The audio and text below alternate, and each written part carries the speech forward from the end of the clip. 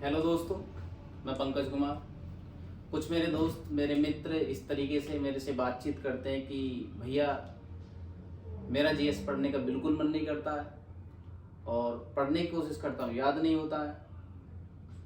तो उनकी बातों को सुनकर कभी कभी ऐसा फील होता है कि उन्हें सपोर्ट की ज़रूरत है, थोड़ा सा गाइडेंस की ज़रूरत है, और उन्हें थोड़ा सा गाइड किया जाए तो वो अच्छे से उस चीज़ को इम्प्रूव कर पाएंगे। तो कभी कभी हमने देखा है कि हमें चीज़ें पता होती हैं बट हम अच्छे तरीके से उन्हें कर नहीं पाते हैं या याद नहीं रह पाती हैं, कुछ लिमिटेड टाइम के लिए याद रह पाती हैं। तो थोड़ा मैं उस चीज़ के लिए इम्प्रूव करने के लिए कोशिश करता हूँ कि वो अधिक से अधिक समय तक के लिए याद रहे। और एक सब्जेक्ट मैं आपके सामने लेकर उपस्थित हूँ और उसके बारे में आपको पढ़ाऊँगा, बताऊँगा और अधिक से अधिक कोशिश करूँगा कि वो आपको अच्छे से याद रहे और अधिक समय के लिए याद रहे। और जब भी आप उस सब्जेक्ट को पढ़ें, एक अंदर इतने इंटरेस्ट के साथ उस सब्जेक्ट को पढ़ें कि अगर पढ़ रहे हो तो बस पॉइंट पॉइंट पढ़ते जाएं और अधिक से अधिक चीज़ें याद रहें। जब भी आप कोई एग्ज़ाम दें तो एक अच्छा क्वेश्चन आए, या कभी कभी ऐसा होता है जो हम पढ़ते हैं केवल उसी में से क्वेश्चंस आते हैं, या कभी कभी ऐसा होता है कि हम डिमोटिवेट हो जाते हैं कि यार ये सब्जेक्ट मैंने इतने अच्छे से पढ़ा, इसमें से क्वेश्चन आए बट मैं नहीं कर पाया, क्योंकि उनमें हमेशा डाउट की फॉर्म में होता है, या तो ये या तो ये। और कोई भी सब्जेक्ट पढ़ो आप, जब तक उसमें इंटरेस्ट नहीं लेंगे, और इंटरेस्ट बनवाऊंगा मैं आपका, कोशिश करूंगा कि जितने अच्छे से मैं पढ़ा पाऊँ आप उतने अच्छे से उस चीज़ को समझ पाएँ और एक लॉन्ग टाइम के लिए याद रख पाओ। तो मैं आपके लिए एक सब्जेक्ट पढ़ाने की कोशिश करूंगा। मैं भी अभी स्टूडेंट हूँ, तो जितना हो सकेगा मैं उतने अच्छे तरीके से आपको समझा पाऊंगा। कोशिश करूंगा कि अधिक से अधिक आप समझ पाओ और अपने आप को इम्प्रूव कर पाओ और अपने आप में एक इंटरेस्ट डेवलप कर पाओ कि हाँ, मैं जीएस भी अच्छे तरीके से पढ़ सकता हूँ। और मैं अब आपको पढ़ाने जाऊंगा भारत का संविधान, जिसे लोग कहते हैं कि भैया मुझे आर्टिकल याद नहीं हो रहे हैं, मुझे ये याद नहीं हो रहा है और मैं इसमें इस चीज़ में वीक हूँ। तो शायद मैं वही चीज़ आपको इम्प्रूव कराऊँ और आपको जल्दी से जल्दी चीज़ें याद हो पाएँ। कोशिश करूँगा कि आपको बेस्ट बनाया जाए। जितना भी समय दूंगा आप अपने आप को देखना, कोशिश करना कि हाँ, मैं अच्छे से खुद को इम्प्रूव कर पा रहा हूँ और हाँ, देख पा रहा हूँ कि हाँ, मैं कुछ सीख रहा हूँ। उसी तरीके से मैं भी अभी स्टूडेंट हूँ, तो अच्छे से अच्छे आपको सिखाने की कोशिश करूँगा और अच्छे से अच्छे कोशिश करूँगा कि अच्छे से चीज़ें प्रोवाइड करी जाएं। अभी मैं अकेला हूँ, अपनी कोई मेरी टीम नहीं है, कोई नहीं है, तो मैं शायद कोशिश करूँगा कि आपको अच्छे से अच्छे सिखाया जाए कुछ। तो अब स्टार्ट करते हैं भारत का संविधान।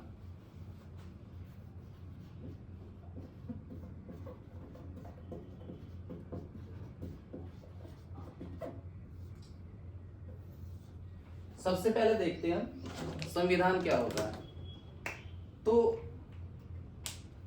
आपको ये ज्ञात होना चाहिए कि संविधान कहते किसे हैं। संविधान एक ऐसा दस्तावेज होता है जिससे किसी भी देश का शासन चलाया जा सके, या यह एक लिखित और मौलिक दस्तावेज होता है जो कि किसी भी देश का सर्वोच्च विधि होती है, जिससे हम किसी उस देश में उस विधि के अनुसार शासन की प्रक्रिया को पूर्ण कर सकें। तो लिखते हैं क्या होता है।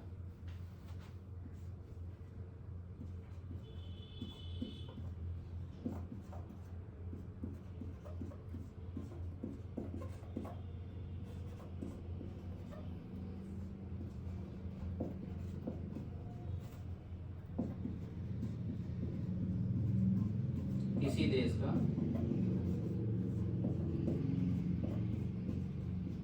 शासन चलाया जा सके।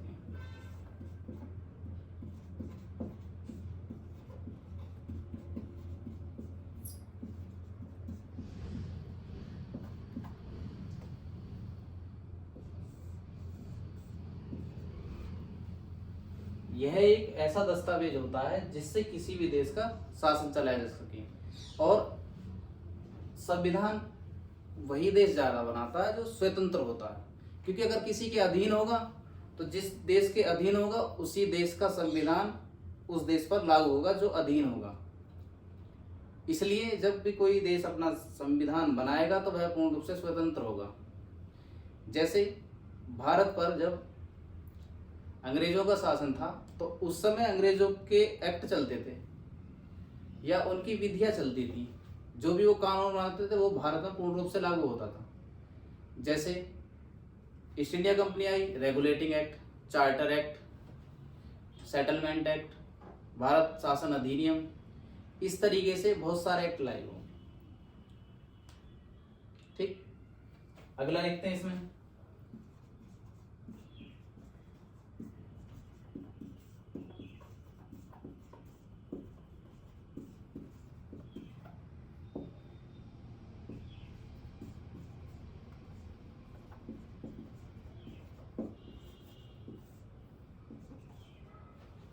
यह किसी भी देश की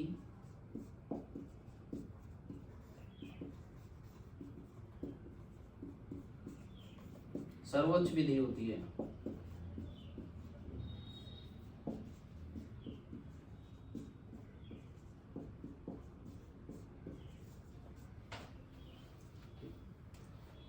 और जो भारत का संविधान है वह सबसे विस्तृत लिखित संविधान है, सबसे बड़ा संविधान है। ठीक, अब इसके बारे में पढ़ते हैं कि संविधान का विकास पढ़ेंगे और संविधान के बारे में और एक्स्ट्रा पढ़ेंगे। बट अब मैं आपका इंटरेस्ट डेवलप करने के लिए कुछ ऐसे पॉइंट पढ़ाऊंगा या कुछ ऐसे टॉपिक पढ़ाऊंगा जिनसे आपका इस सब्जेक्ट के प्रति एक इंटरेस्ट आए और आगे उस सब्जेक्ट को आप पढ़ने की कोशिश करें।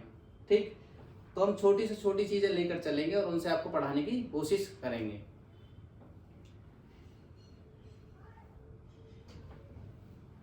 डस्टर कहाँ गया?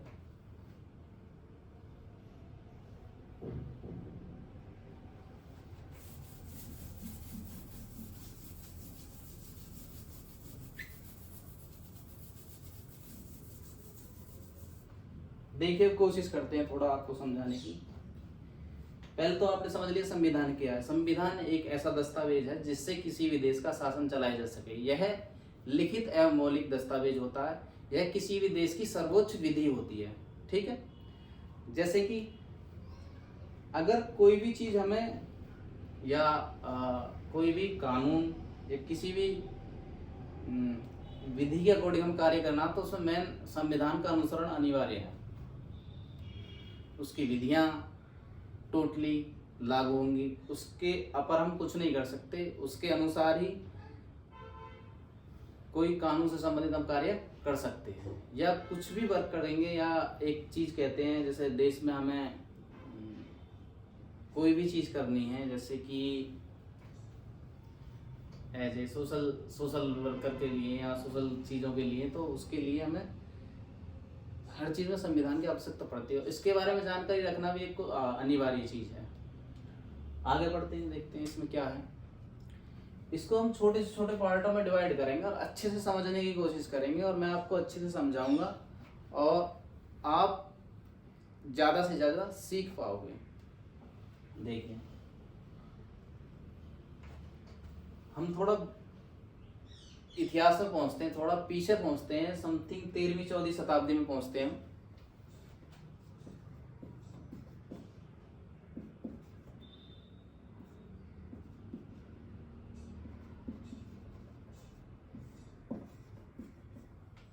उस समय भारत क्या था? अब मान लो हम भारत की स्थिति उस समय देखने की कोशिश करते हैं। उस समय भारत की स्थिति क्या थी? उस समय भारत खंडों में विभाजित था।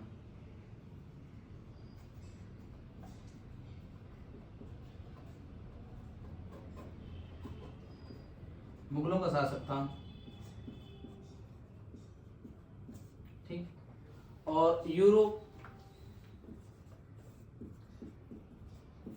इसमें एक राजा होता था या सम्राट जो शासन करता था।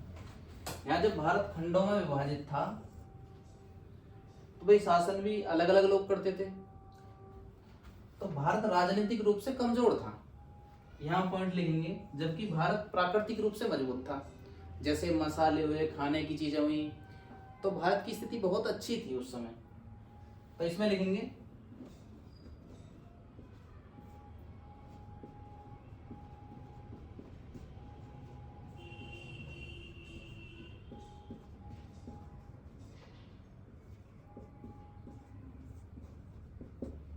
दूसरा पॉइंट लिखेंगे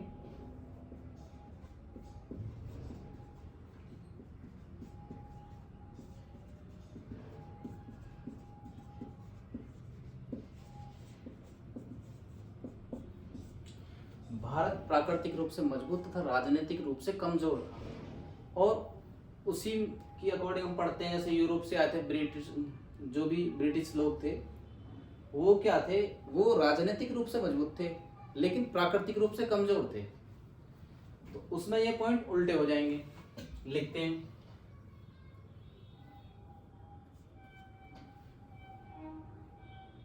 यहां प्राकृतिक रूप से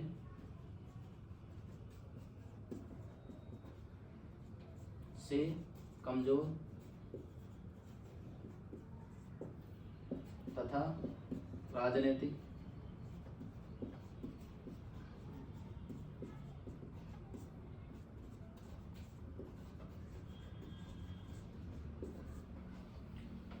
अब देखो इसका हम हौले हौले विकास पढ़ेंगे, किस तरीके से हम उस लेवल तक पहुंचेंगे, कोशिश करेंगे अच्छे से अच्छा तुम्हें समझाया जाए, और कोशिश मैं यही करूंगा ज्यादा से ज्यादा तुम्हें दिया जाए।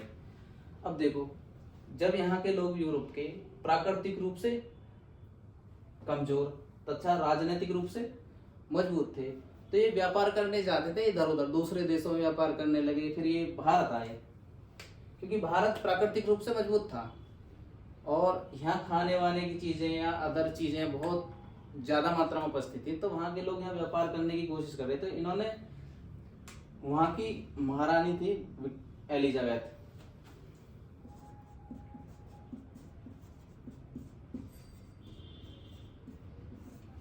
वहाँ की एक महारानी थी एलिजाबेथ, तो इन्होंने, वहाँ के कुछ व्यापारी थे, इन्होंने कहा कि हम पूर्व एशियाई देशों के साथ व्यापार करना चाहते हैं और आपसे अनुमति चाहते हैं, आप कोई एक लेटर दे दीजिए या कोई अनुमति पत्र दे दीजिए जिसके अनुसार हम वहां जाकर व्यापार कर सकें। तो इन्होंने क्या करा, सारे व्यापारी बुलवाए, कौन कौन मतलब कौन कौन वहां व्यापार करने जाते हैं, उनका एक संगठन था। ठीक, सारे व्यापारी, कुल व्यापारी कितने थे,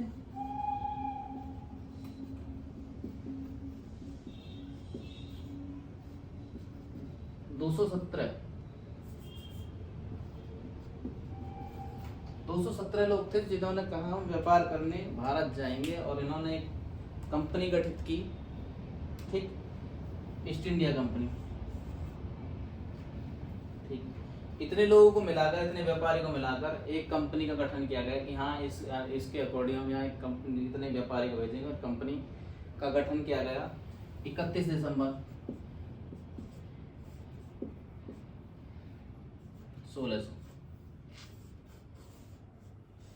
ठीक, इन्होंने कहा भाई हम व्यापार करने जाएंगे और वहां जाकर व्यापार करेंगे, और इन्होंने इन्हें अनुमति भी दे दी, लेकिन जो एक लाइसेंस जारी करा था इन्होंने ओनली 15 साल के लिए जारी करा था कि आप वहां जाकर ओनली 15 साल के लिए व्यापार कर सकते हैं, उसके बाद वहां व्यापार नहीं करेंगे आप। तो व्यापार करने के लिए कितने वर्ष का लाइसेंस अनिवार्य करा इन्होंने,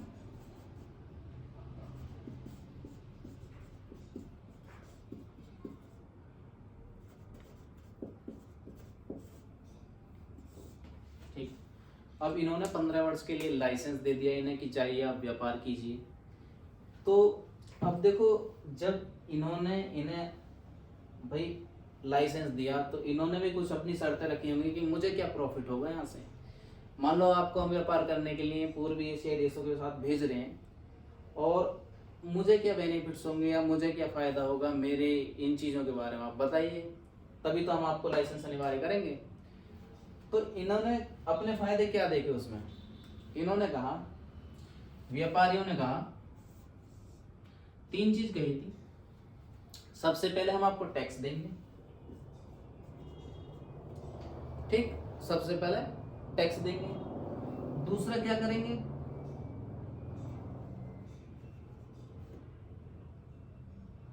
ध्वज वहां मतलब आपके राष्ट्र ध्वज का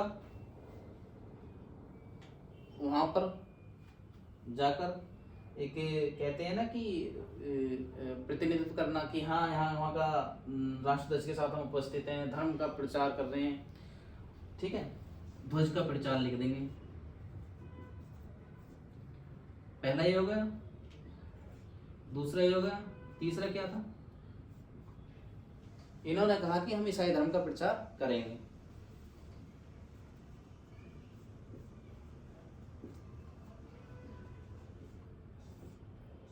इन्होंने कहा कि हम धर्म का प्रचार करेंगे, तो इन्हें लाइसेंस दे दिया।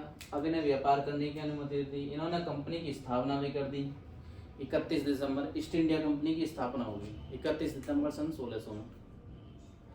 अब देखो, जब ये यहाँ पे आ जाते हैं और इन्होंने पहली कंपनी आकर ये भारत में पहली कंपनी खोलते हैं सूरत में सन 1608 में। एक सेकंड बस।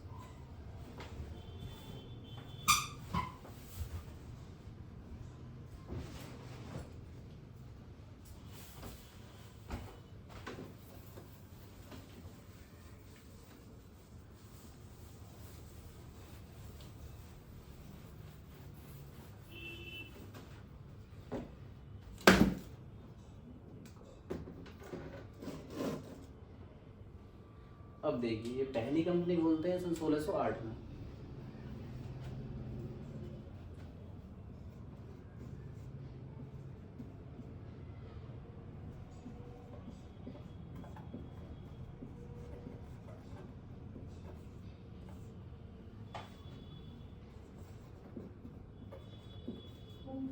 शासनकाल किसका था? जहांगीर का। जब इन्हें हौले कंपनी खोल ली और इनके साल पूरे होने वाले थे, तो इन्होंने देखा यहाँ भारत राजनीतिक रूप से बिल्कुल कमजोर है, तो यहाँ पर शासन किया जा सकता है। इन्होंने क्या करा, यहाँ पे आके यहाँ के लोगों की मानसिकता पढ़ी या उनके बारे में थोड़ा जानकारी ली, या रहने के बाद सब कुछ पता लग जाता है कि यहाँ के लोग खंडों में विभाजित है और राजनीतिक रूप से बिल्कुल कमजोर है, जबकि प्राकृतिक रूप से मजबूत है। तो इन्होंने क्या करा, अपने आप का अस्तित्व बड़ा, या कहते हैं ना अपने आप को इस्टेब्लिश करने के लिए इन्होंने किलेबंदी शुरू कर दी।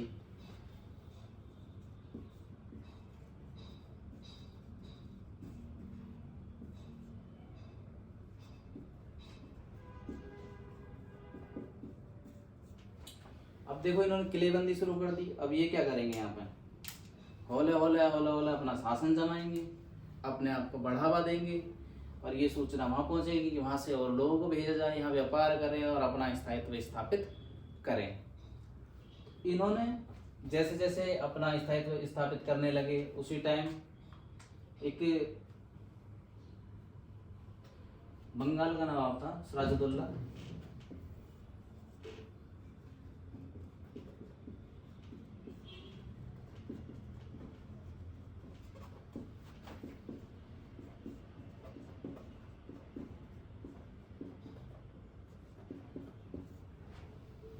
और लॉर्ड क्लाइव।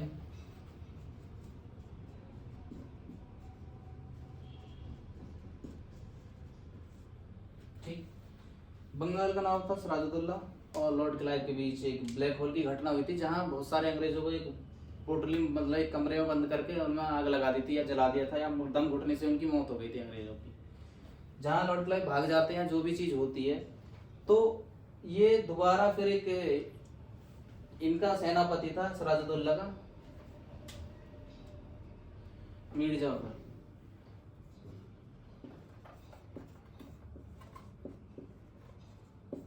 सेनापति, इनका सेनापति था मीर जाफर। ये बहुत लालची था, लालची किस्म का, या एक कह देते हैं बस पैसे चाहिए उसे और कुछ नहीं चाहिए लाइफ में, बस पैसे।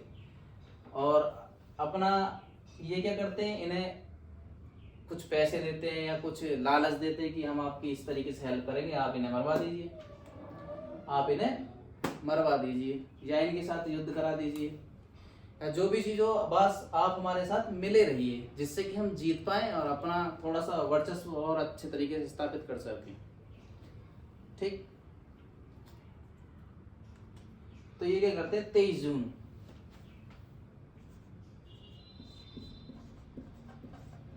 1757।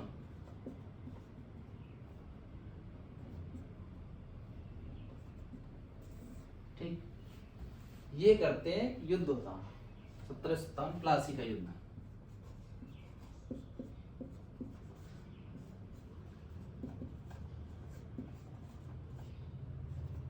इन दोनों के बीच होता है बंगाल के नाम सिराजुद्दौला और लॉर्ड क्लाइव के बीच।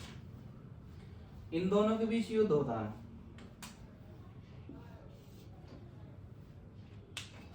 23 जून 1757 को। कहाँ होता है?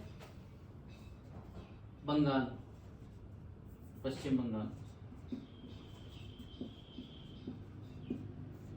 कहाँ? पश्चिम बंगाल में होता है यह युद्ध। किस नदी के किनारे? भागीरथी नदी के किनारे। और नदिया जिले में होता, जिसका पुराना नाम था मुर्शिदाबाद। तो पश्चिम बंगाल में कहाँ? मुर्शिदाबाद। मुर्शिदाबाद नदिया, नदिया जिले में होता मुर्शिदाबाद। ठीक, किस नदी के किनारे होता? नदी लिख देंगे, नदी होती है भागीरथी।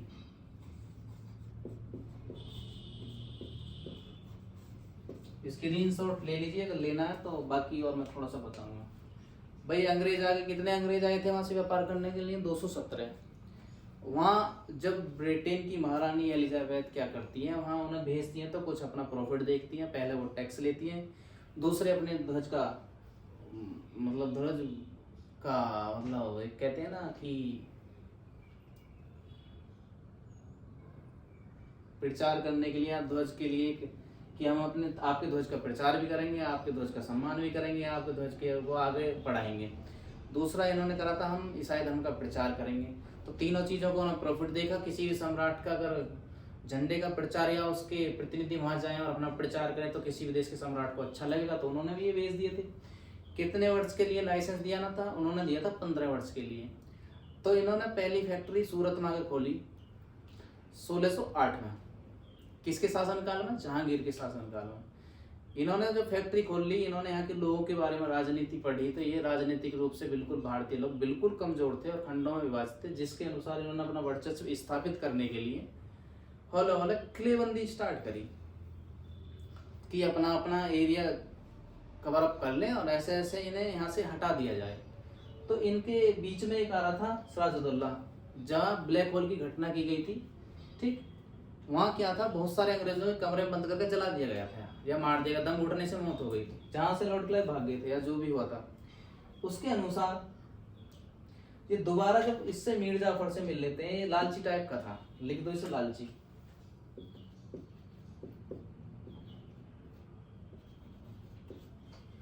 तो ये भाई लालची था, तो इससे हाथ मिलाने में आसानी हुई, क्योंकि लालची आदमी जल्दी दूसरे का होता है।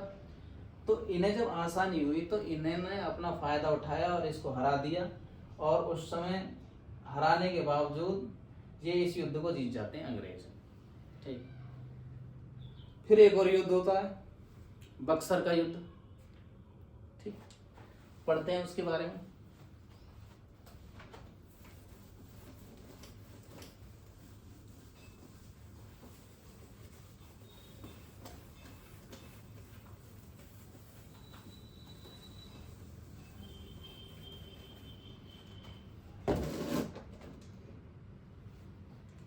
अब पढ़ेंगे हम बक्सर का युद्ध। बक्सर का युद्ध क्या था? हेक्टर मुनरो और मीर जाफर के बीच बक्सर का युद्ध।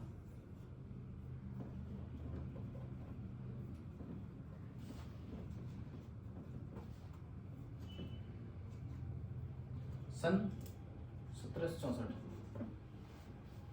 ठीक भाई, 5 साल बाद एक और युद्ध हुआ, 1757 हुआ था। हाँ, 1757, 3, 4, 3, 7 साल बाद। ठीक है, 7 साल बाद दूसरा युद्ध हुआ जो कि बक्सर का युद्ध था। बक्सर का युद्ध क्या हुआ? हेक्टर मुनरो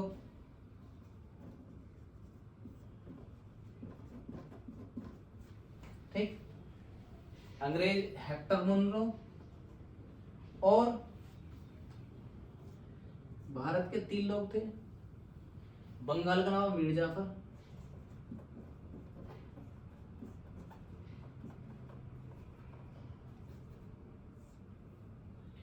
बंगाल का नवाब था, इसमें अवध का नवाब था,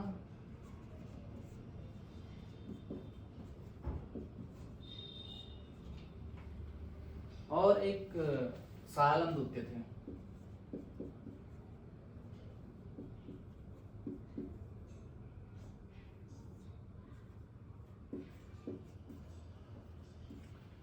तो जब हेक्टर मुनरो इस युद्ध को जीत जाता है, ठीक,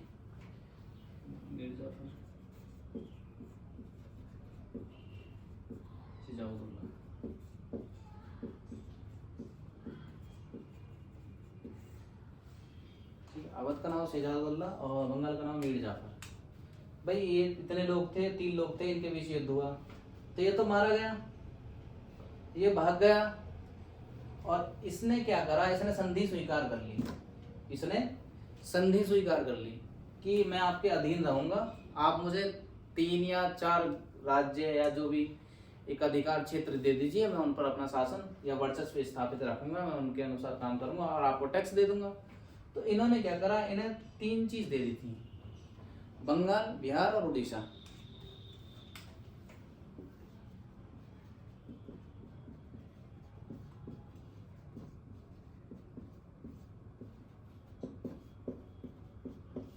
भाई इन्होंने 3 राज्य दे दिए कि आप इन पे अपना शासन करिए और हमें टैक्स दीजिए, बस आपके साथ हम संधि करते हैं। संधि होती है इलाहाबाद की संधि सन 1765 में।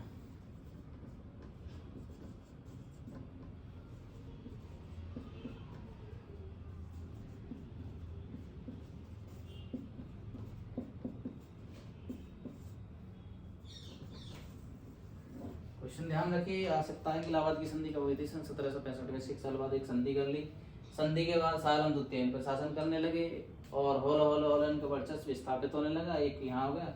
इसके बाद पढ़ेंगे हम संविधान का विकास, जिसमें पढ़ेंगे हम उसका एक्ट, कौन कौन से एक्ट आए थे, रेगुलेटिंग एक्ट और Indian settlement act, charter act और 4 चार्टर एक्ट आए थे, भारत शासन अधिनियम, भारत परिषद अधिनियम और पार्लियामेंटो सुधार अधिनियम, चैम्सफोर्ड अधिनियम, इनके बारे में पढ़ेंगे। तो इनके बारे में तो मैं एक टॉपिक पढ़ाऊंगा बाद में, जिससे कि तुम्हारा इंटरेस्ट खराब ना हो, और इंटरेस्ट बनाने के लिए मैं टॉपिक स्टार्ट करूंगा। ये था एक तरीके से इतिहास से बाद। अब यहाँ से होता है संविधान स्टार्ट। जैसे कि रेगुलेटिंग एक्ट आएगा, इसका मतलब संविधान का क्रमिक विकास हुआ है। संविधान का क्या हुआ, क्रमिक विकास। तो एक छोटा सा टॉपिक मैं आपको और बता रहा हूँ, उसे कंप्लीट करते हैं।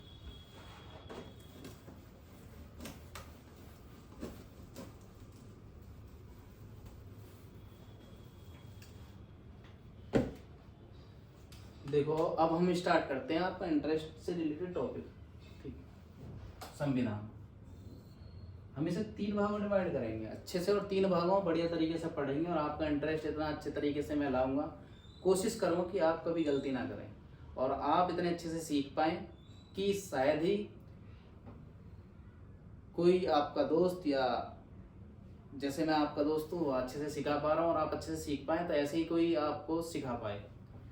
और देखिए इसमें क्या करते हैं, 3 चीज पढ़ेंगे हम, भाग,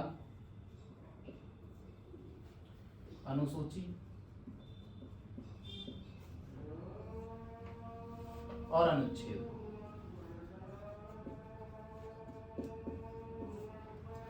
सबसे पहले पढ़ेंगे अब, वर्तमान, या पहले लिखेंगे पहले कितने थे, या पढ़ेंगे अब। तो हम छोटी से छोटी चीज, यहाँ भी ये चीज पहले अब, पहले अब, हम इन चीजों को ज्ञान करने के लिए या इन चीजों को पढ़ने के लिए छोटी छोटी चीजों में ध्यान होनी जरूरी है, जब इसे हम समझ पाएंगे। और कोशिश करूंगा अच्छे से समझ पाए। जब संविधान बनकर तैयार हुआ था तब 22 भाग थे, अब भी 22 है, लेकिन अगर 25 आ जाए तो ऑप्शन में 25 भी क्लिक कर देंगे और 22 ना दिया हो, क्योंकि इसके पार्ट डिवाइड कर दिए हैं। जैसा 4 है, 19 है, इस तरीके के इसके पार्ट अगर पूछे टोटली तो 25 हैं। ठीक है, इस तरीके से हम पूछेंगे अनुसूची कितनी थी पहले, देखो पहले थी अनुसूची कितनी 8, अब कितनी है अनुसूची 12। उसी तरीके से अनुच्छेद में आ जाओ। पहले जब स्टार्टिंग में संविधान बना था तो अनुच्छेद कितने 395, अब कितने हैं 448। क्योंकि बढ़ते जाते हैं, जैसे 19 के भाग 6 हैं, 19 के छोटे छोटे पार्ट कर देंगे तो 5 पार्ट बैठेंगे। जैसा 19 में वाक स्वतंत्रता है, 19 में क्या है प्रेस की स्वतंत्रता, 19वीं में क्या है कि हम शांतिपूर्ण तरीके से 8-10 लोग जितने भी लोग हैं अपना धरना प्रदर्शन कर सकते हैं, लेकिन हथियारों की अनुमति नहीं होगी। उसी तरीके से उसके पार्ट डिवाइड करके इतने टोटल बैठेंगे, इतने 448। तो हम जब इंटरेस्ट बढ़ाएंगे तो हम कोशिश करेंगे कि तुमको छोटी से छोटी चीज तुमको प्रोवाइड कराई जाए और छोटी छोटी चीज में समझा पाऊँ और तुम्हें वही लर्न हो जाए। पहले कितने थे 22, अब कितने हैं 25 या 22। पहले कितनी थी 8, अब कितनी है 12। पहले कितने थे 395, अब कितने हैं 448। उसी तरीके से अब देखो हम छोटी छोटी चीज पढ़ेंगे जो पॉइंट नॉर्मली क्वेश्चन में आ जाते हैं, या छोटे जैसे यूपी पुलिस का एग्जाम दें या जीडी वगैरह के क्वेश्चन हम पेपर हल करें तो उसमें सीधा सीधा नॉर्मल क्वेश्चन पूछ लेते हैं। एक तो पूछ ले अंगीकृत, एक पूछ लेगा लागू,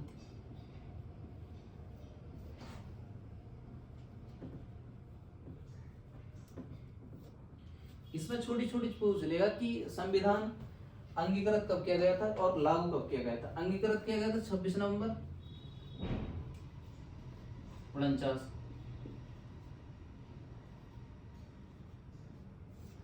ठीक, लागू कब किया गया था 26 जनवरी 1950। अब देखो इसमें कुल राशि कितनी लगी थी,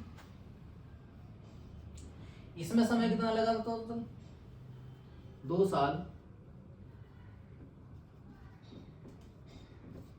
11 महीने 18 दिन। और दूसरा हम पढ़ते हैं इसमें राशि कितनी लगी थी 63,96,729। इतनी राशि लगी थी इसमें, संविधान बनकर तैयार हो गया इतना समय। और इसमें कुल बहस कितने दिन चली थी 114 दिन।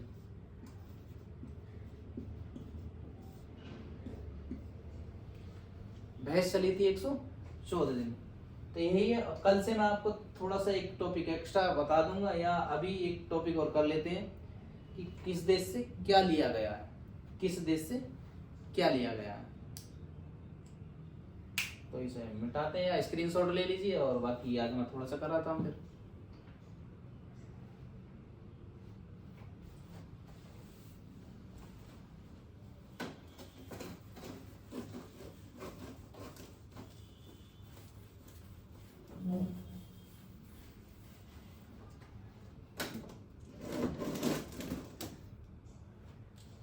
अब देखिए, या हम कल स्टार्ट करेंगे और कल अच्छे तरीके से एक संविधान का पोर्शन में एक टॉपिक कंप्लीट कराएंगे। तो कल के लिए आप तैयार रहें। कल मैं रिकॉर्डेड क्लास डालूंगा, और क्योंकि थोड़ा ड्यूटी भी करनी पड़ती है इस वजह से लाइव क्लास नहीं ले पाएंगे और ना ही आगे लाइव क्लास में ले पाऊंगा। तो रिकॉर्डेड क्लास ही आपको मिलेंगी और एक एक क्लास आपको प्रोवाइड कराई जाएगी। और अच्छे से तैयारी करना, बिल्कुल मस्त हो गए।